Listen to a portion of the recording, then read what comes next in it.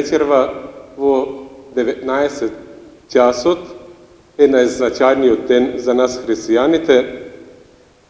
Започнува Христовото бдение, кој започнува надвор со благослов на воскресниот оган, кој символично ја представува Христовата светлина.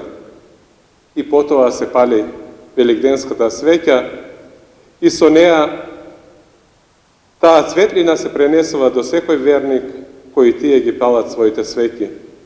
Потоа со пофални песни, библиски читања кон великденската свеќа започнува великденската воскресна литургија.